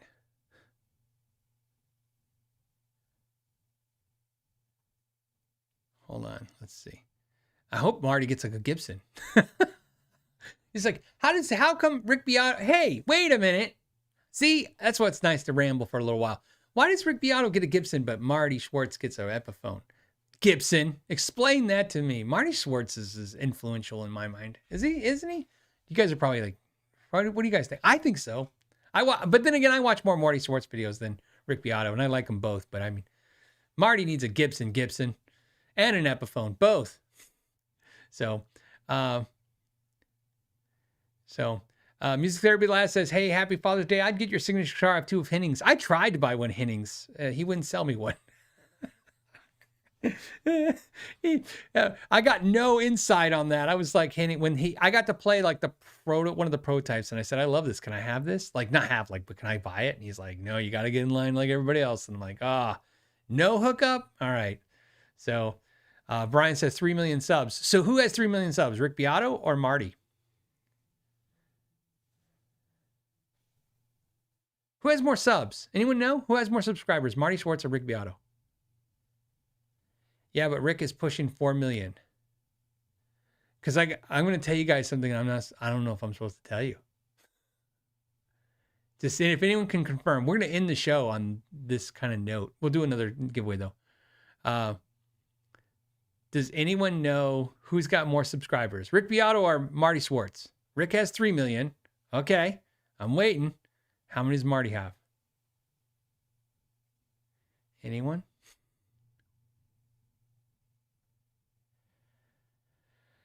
No one's going to tell me.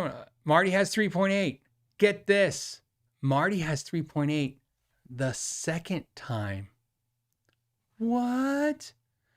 So you guys probably don't know unless you're a huge Marty Schwartz fan. Marty Schwartz. Marty built his channel to over 1 million subscribers, and through a horrible situation with a partner, because essentially, you know, he was the talent making the videos, but somebody, you got to understand, the same thing could have happened to me. You know, when I did my podcast, I didn't know how to do it. So I asked Ralph and I go, how do you do it? And he goes, you make an RSS feed. And I was like, I don't know what that is. And then Ralph's like, it's like this, idiot. And he did it. And I would just do that. Right. But Ralph could have easily said, well, give me half the money and we'll go in partners and I'll run your social media stuff. So that's kind of what happened with Marty. Somebody basically is like, I'll run all the stuff. I'll load up all your videos. I'll handle all that stuff. Remember, he's a guitar teacher. Like, I'm a guitar tech. I don't know how to run a camera. I don't know how to do any of this stuff. So same with Marty. He didn't know how to do this stuff. So long story short, whether you realize it or not, Marty Schwartz had 1 million, almost 2 million subscribers. And then they took them all from him. And then he took a year, and then he came back and he built his 3.8 million subscriber channel all from scratch again. So Marty has been a 1 million subscriber channel twice. If you don't respect him, you respect him now. That's crazy. I can't even do it once. None of us can do it once. He did it twice. Marty did the impossible on YouTube in the guitar industry twice. I'm not even sure I'm supposed to tell you that story. I'm probably gonna get trouble. But I think it's worth telling. It's one of those things like it's worth telling. It's crazy. So, because Marty's a very positive guy, so he doesn't like to talk about that kind of negative stuff, you know, and I respect that. If you don't know who Marty Schwartz is and if you don't know his channel, let me just tell you something I can tell you about him. Dude, I tried one time. I was just one night I was hanging out with him just for fun. I tried to get him to say anything negative. You can't get him to say anything negative. I would just ask him random questions about things, about people, about anything. And I was just trying to find, like, you know, it's kind of like, imagine if you have, you know, somebody and you know they hate strawberries, and then you're like, yeah, it's like strawberry jam. You like that, right? And he's like, it's good. It's not my thing, but it's good. You're like, come on. He's just so positive. He's just in his, it's like, you know, so it's like, so there you go. So they know you, now you know when you see him so happy to see you on his videos, that's Marty. So, yeah, you can, Richard says you can still run into old Marty videos. Absolutely. Because somebody else owns some of it, tons of his old content. So there you go. All right. Let's do, by the way, I saw wonder if I can check to see if something updated here.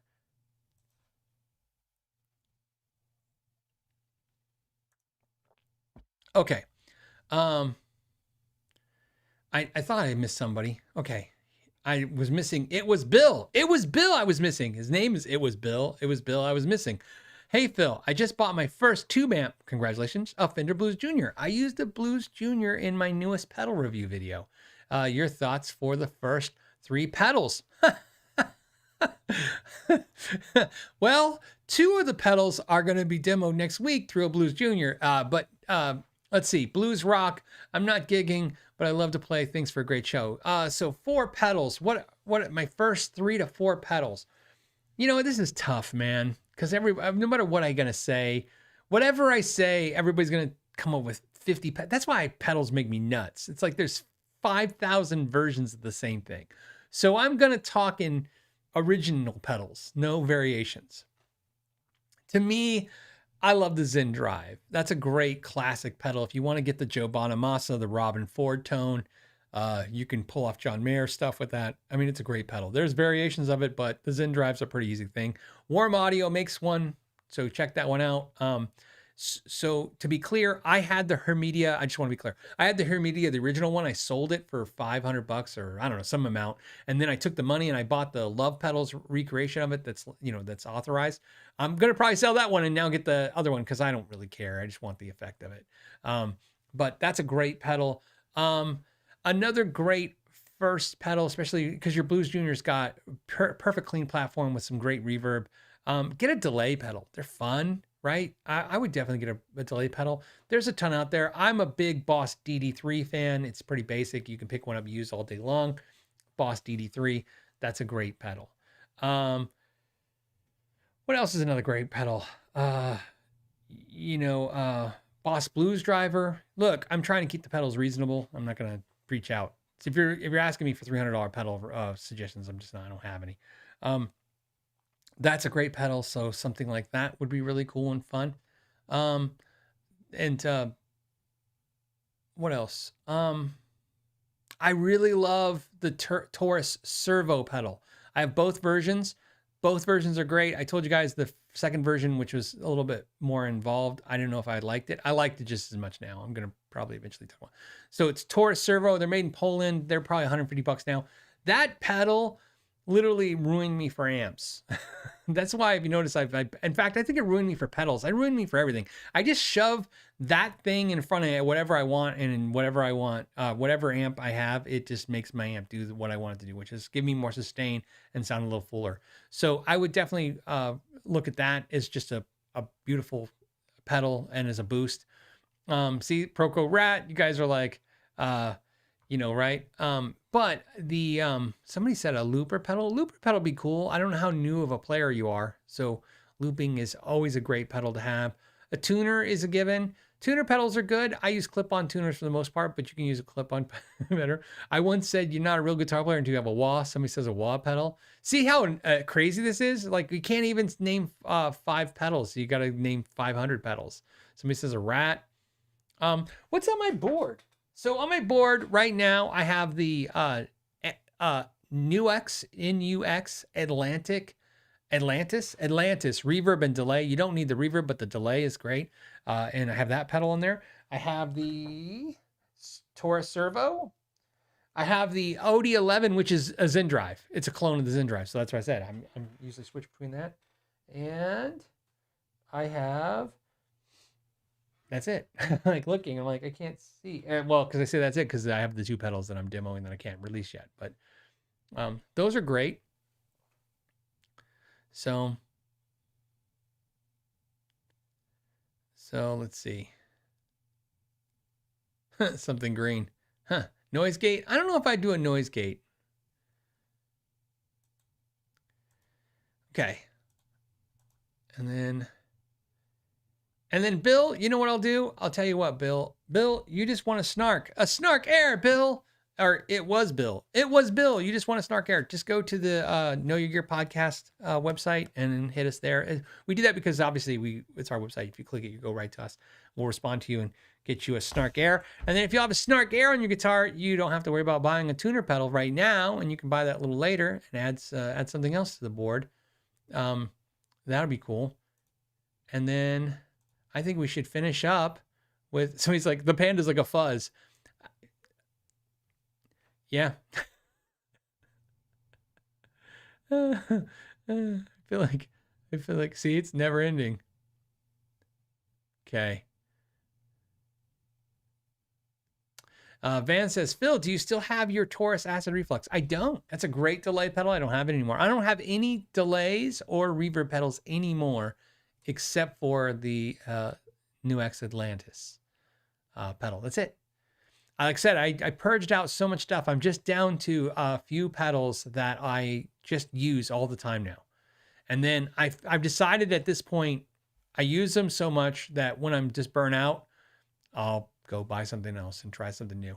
But I think it's just like I said, it's how many things can you own a ton of? I have too many damn amps and too many damn guitars, and then now too many pedals. It just got too much. So something had to give. So like I said, I purged a ton of amps, and even purging amps, I have too many. Purging pedals, I have too many.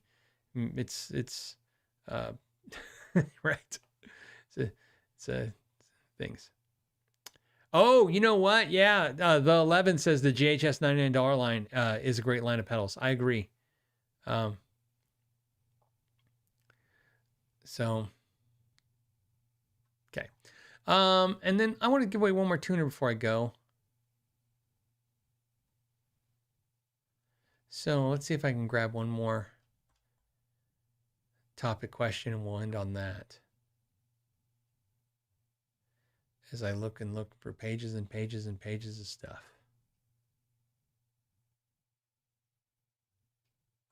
And maybe we don't have anything. I thought there was one other thing I pinned. Let's see where it's.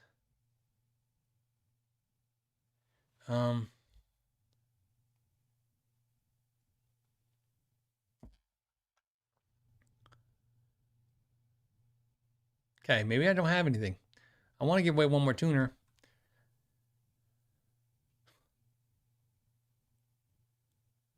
Okay. You guys are just going on and on about pedals. It's awesome. Joe, I saw your question about you just sold 2 guitars for $900. What would you buy for $900?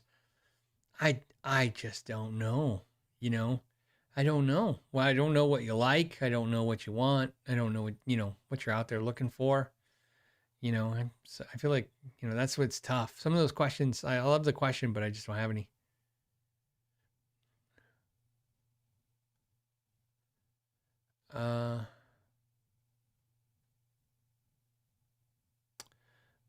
Brian says, you know what?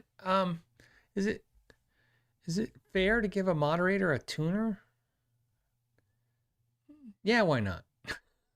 Brian, you want to snark air. So contact us through the website. Brian's question subject was, when will the GX2 be announced? And so that's the new Badlands guitar. I don't know. We're going to have a quick call Monday, obviously, before I head out to Sweetwater this week. And I think in that discussion will be when we release the guitar. But as I said, what's going to happen is that doesn't get announced, released, and we don't execute on it until we finish the first order complete. And that means everything, like everybody's happy, everything's fine, whatever that is, go through that thing. And then we also have to sit. And that's why I thought the subject would be cool. You guys hanging out to the end might enjoy this a little talk.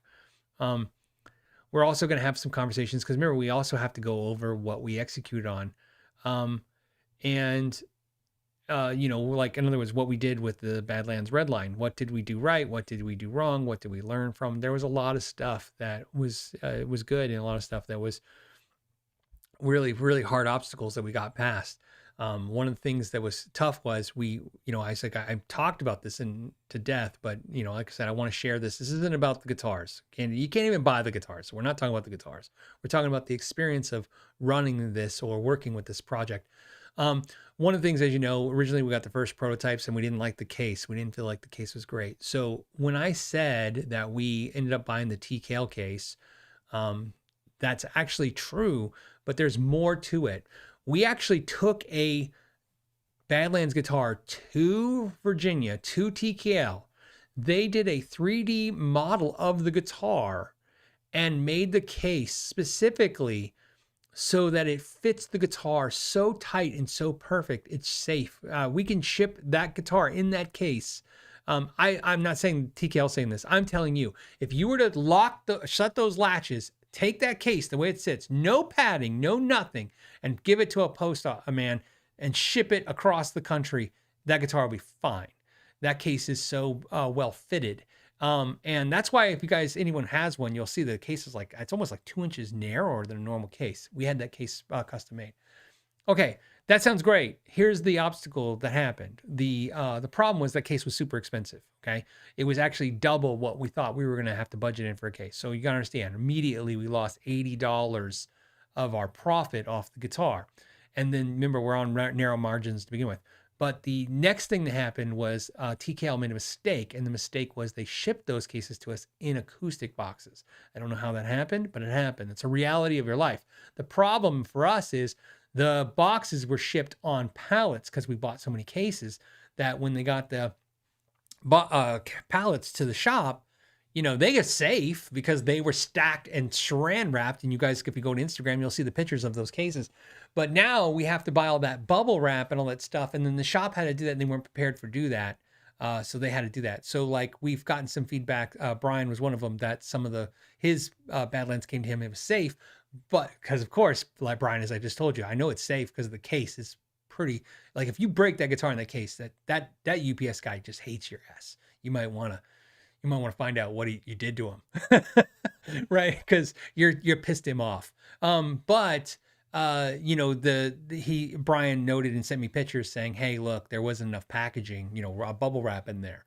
And so of course, and that was tough because again, you know, we had the wrong boxes, and you can go like buy new boxes, but again, that could take another couple weeks to order the boxes that we need, or at least a week, and we were trying to get the guitars out that were finished. So things we learned. So we talked to TKL. TKL said they'll make it up for to us, and of course we know now to make sure that we have the right fitted boxes for next time. So the reason I'm telling you all that is that when somebody asks me like, when's the next one? As you guys know, Nathan's driving right now with prototypes in hand. We know these are more finished prototypes. And when I say prototypes in plural, that means exactly what it means. The next model and the next model and the next model. I mean, we know what we're doing with the next models. But remember, just because we dreamed up the guitars, that was the easiest part. Well, take that back. Luca had to do it, and it was a hard-ass thing to do. But what I'm saying is executing to customers was a hard thing to do. The other thing is we had to get feedback, and that's some questions people had to, for me, was when I talked about the trip, they said, somebody was saying, hey, look, you said you had some issues. What were the issues? Look, the issues were a couple things. The procedural things. We had to go through procedural things, right? With like, this is how they executed on it. This is how we kind of want it for the future. Because you got to understand, our thought process was, you know, we thought we were going to sell 10 guitars. We sold 50. We sell 50 the first run. It's potentially possible we could sell more the next run. We're way ahead of schedule. We were thinking 2 years in, we'd be selling this many guitars. The problem is that this takes a lot of financial investment to ramp up a production to get this level. And so that's why we're trying to make sure we execute perfectly, because we don't, you know, you can end up in a bad way real fast with this. The other thing we learned from this is, and again, I'm just telling you guys are the diehard viewers, so I'm just going to be upfront with you. We learned that the guitars that we made were in my opinion, this is me, not telling you what the other guys at Badlands said. I'm just going to give you my opinions as I give them to them, as I gave them to the shop, and as I give them to you. We might have overreached a little bit on the guitars in the idea that guitar is way more expensive to make than even we conceived originally. And what I mean by that is, look, I'll say it, that Redline guitar, and when you price shop that guitar feature wise, I understand the brand Badlands is new, and to everybody, we accommodated that pricing logically. We were like, this is a new brand, no ever heard of it. You know, so what's the value of the brand? It's $0. Zero. We charge $0 for the brand. That's why the guitar is $2,500. A lot of people are like, $2,500 is a lot of money. You can't buy that guitar for under $7,000. It doesn't exist. Show me one. Show me a guitar with those same features made in the US for under $6,000 to $7,000. I have not seen one. I have 20 years experience fixing guitars, selling guitars, reviewing thousands of guitars. This guitar doesn't exist. It doesn't exist. And that's why I was drawn to this idea, because I was like, really? You're going to make this guitar? There are so many things involved. People who have the Badlands guitars now, like Brian and stuff, they'll be able to tell you, like, there's no way the frets can shrink. The fretboard can't shrink. You'll notice if you look at the side, there's no fret tangs at the end. We had them cut the ends of the tangs off of the blades of the frets and inset them. They're basically been rounded over. And then we did 3-piece quarter sawn wood that dried out perfectly, and that no piece of wood is the same piece, so therefore they can't dry at the same rate, so there's no way for the neck to constrict a certain way. That's what they would do on a high-end guitar. Obviously the custom paint job. The reason I tell you this stuff is not, again, there's nothing to sell you, so I'm not trying to like, you guys won't believe this is amazing. I'm trying to tell you why we're learning that the next run, how do we hold that quality and that price? And again, it's not about raising the price. It's about how do you do the quality. So you have to understand, when I said I went to the shop a couple weeks ago, one of the things I told you guys was the painter that does the guitars, the guys who built those guitars, they're exhausted. We worked them to death. They essentially did what nobody has done, which is they made 50 fully custom shop guitars with every detail, you know, that you can make. A guitar like that is a pain in the ass. and we got them to do it in 4 months. And there's a reason why everybody else wants a lot longer time to do it. It's not about the money.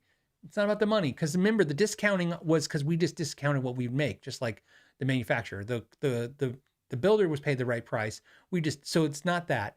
It's just, it's a lot of work. So, and again, Richard's like, I'll pay. It's not about paying more. That's not what we're talking about. I'll tell you our biggest problem. Our biggest problem going forward with the prototypes is how do we make as many or more guitars? Because based on the shop, they want to make less guitars.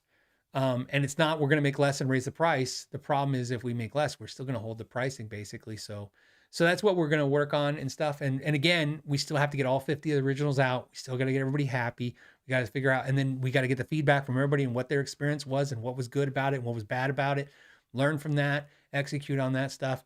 So I thought I'd tell you, because that's one of the things that I think is as appealing as about this is, there's no, in the near future, there is no way that this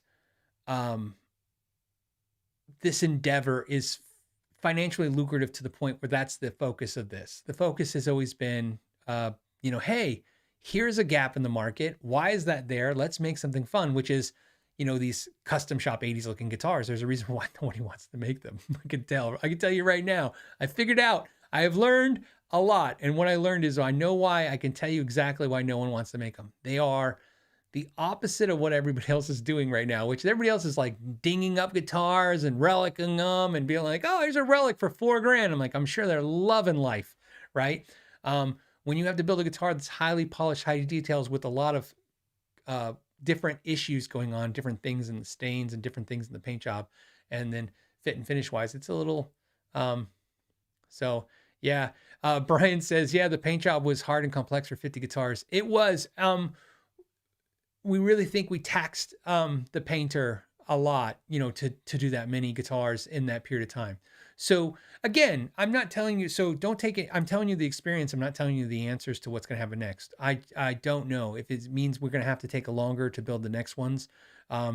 We might do that. One of the things let me give you an example. One of the things that happened is there's a reason why no one got their guitars until the 50 were done, basically. If you notice, they're shipping out now. Almost all 50 were done if you watch. And then we started putting them together and then we ship them out. And the main reason we did it that way, instead of like the first 10 were done and that ordered and went out, and the next 10 was because it took 4 months, 3 to 4 months to get hardware. So we knew that we couldn't complete guitars until they had hardware. So we already knew going in that's why when we said 3 to 4 months, it was like, doesn't matter how fast they build the guitars or not, the hardware, they're waiting for it all to go to hardware. So that's another thing we're going to try to address in the next run. If we could figure out how to get the hardware situation settled earlier, then it's not that we can make the guitars faster. There's just no way it's going to do that. But we could do a thing where it's like, if we sell, in theory, let's say we sell 50 guitars, maybe the first 25 ship out in the first 2 months and the next 25. So if you're the first 25, you're getting yours in 60 days. And if you're the second 25, maybe you get yours in 120 days, stuff like that, right? Again, don't hold me to those numbers. I'm just giving you solutions. So I just thought I'd share that with you. I think this is part of the, kind of like how I share my repairing knowledge and experience, or my industry experience with this stuff, show. It's not for anything other than, I found it interesting. Maybe you'll find it interesting. Yeah, Brian says the finish is so glossy, it's insane. Hard to video with reflections and glare. Yes, and you got to understand that the reason why it's so finished that way is because that's how they were done in the 80s. Like I said, you really realize why those type of guitars end up becoming gone or end up becoming these crazy expensive high-end custom shop instruments, because there's just a lot of work involved. And it's just a lot of detail-oriented work, and it's a pain. And again, I'm not saying we did everything perfect. In fact, that's what I'm saying. We're trying to figure out what we didn't do right or wrong. So there you go. And then also, so we took all your guys' feedback. I can't tell you guys, I'll literally get killed. Like somebody will come in right now and they'll just, like the screen will go black if I say this. But so I can't tell you what the prototypes are. But understand the prototypes that Nathan's bringing to me for the excitement fine. So get you guys excited. It's not just the next models, it's different styles of guitars. And not style, I mean styles like, I'll do some maybes. Maybe they have stainless steel frets on them. Maybe they have regular tremolos instead of Floyds. Maybe the prototypes are different things, because let me tell you, every single thing that was told to us by a buyer, by a non-buyer, by a troll in the middle of the night on the Reddit page, we listen to every single thing, because that's part of this experience. We want to, I don't know, just like this show every week. I just want to hang out with you guys, talk about guitars, and figure out what's cool and not cool. And then, so Ryan says, Nathan, tell us what the prototypes are. He's not going to tell you.